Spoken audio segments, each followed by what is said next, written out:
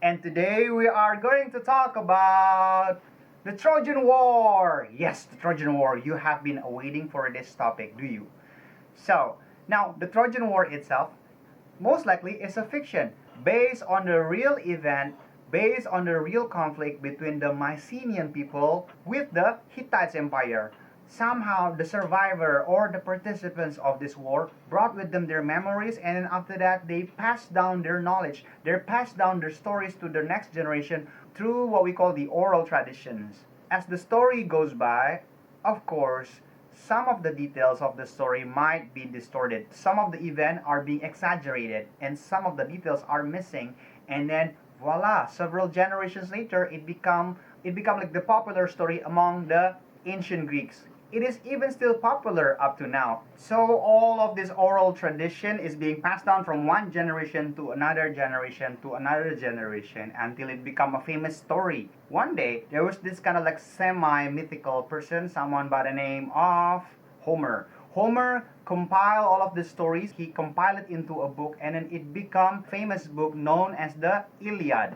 The story about the Trojan War itself, it can be found in the 9 books. The book of Iliad is one of them, and Iliad is the longest. The book itself, it does not cover the whole story of the Trojan War, but specifically on the particular event and on the particular character, someone by the name of Achilles. The opening of the book itself goes like this. Seeing, O Muse, of the rage of Achilles, the son of Peleus, who brought ills to many Achaeans. Achilles? Who is Achilles? Now, Achilles, the strongest warrior in Greece. He was the strongest warrior, and then no weapons can harm him. Because according to the story, according to the myth, one day when he was a baby, his mother dipped him into a magical river by the name of the Styx River.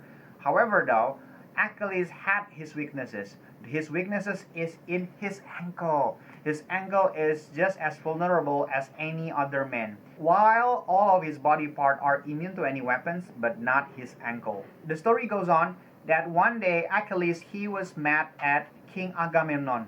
Now, King Agamemnon at this moment, he brought the whole Greeks to invade Troy and then brought war to the Troy, because one thing that Agamemnon wanted in his life is to destroy Troy. Achilles was one of the warrior of Agamemnon. The book of Iliad starts with this particular event when Achilles was angry at Agamemnon, his king. Because why? One day Agamemnon insulted Achilles, and because of that one, Achilles refused to fight. Now, what's so big deal about it? Now, did I mention that Achilles was the strongest warrior in Greeks? Now, it means a lot for the Greeks.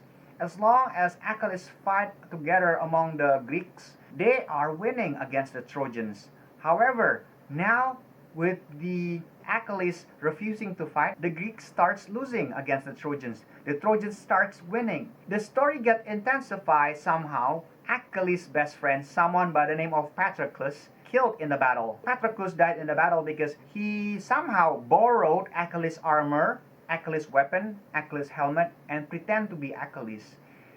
Why Patroclus did that? He did that, tried to convince the rest of the Greeks that they can still be winning and Achilles is still with them.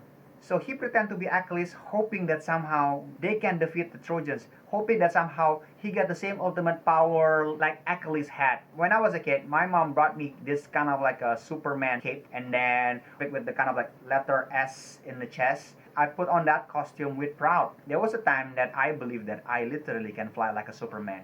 Guess what happened? So same thing with Patroclus. So Patroclus thought that by wearing the armor of Achilles, then he got the special superpower of Achilles. As Patroclus got killed in the battle, he was killed by the prince of the Trojans, someone by the name of Hector. With the death of Patroclus, Achilles was angry. He was very mad, and then he was enraged, and then he went back to the battle, and then he started to slicing through the ranks. He started to slicing through the battle. Left and right, all of the Trojan warriors there flung into the air like a pinball. And finally, Achilles, he killed Hector in his vengeance. To make things worse, Achilles, as he was still being burned, as he was still being enraged, as he was still being angry with the death of Patroclus in the hand of Hector, what Achilles did next is very horrible. He tied the dead body of Hector on his chariot, and after that he went around the city of Troy. showing off to everyone in the city of Troy how he attempted to humiliate Hector. Still angry, Achilles, he returned to his camp and then he brought with him the dead body of Hector. He refused to return the dead body of Hector to have a proper burial. Achilles let the dead body of Hector rotting. So that night, something amazing happened. As Achilles tried to sleep, still there's this fire in his chest that he's still angry about it. He's still being enraged. There was this old man sneaking into his camp, and this old man is the father of Hector, King Priam, the king of Troy. He himself, he came alone, and then he begged to Achilles. For your information, now this encounter is just like being described a mouse and a lion. At any time, the lion can kill the mouse easily. As Achilles himself, he was he was a strong warrior, and then meanwhile King Priam, he was an old, frail, weak old man.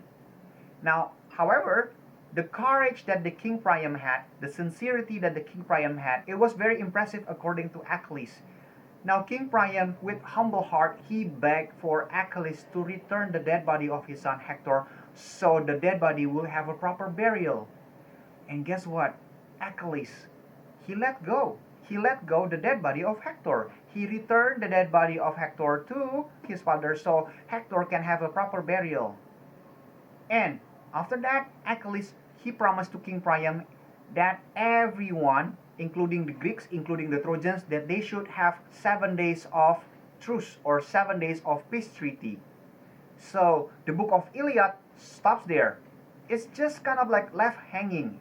I know it's a bit kind of like weird, but again, the book of Iliad opening, it talks about the rage of Achilles, the son of Peleus. How it ends there when Achilles finally, he forgive his enemy. And after that, he feel peaceful. He is no longer being burned with rage. Oh, by the way, because of Achilles' anger, he killed many men, countless of men. I wish I can show you guys this clip.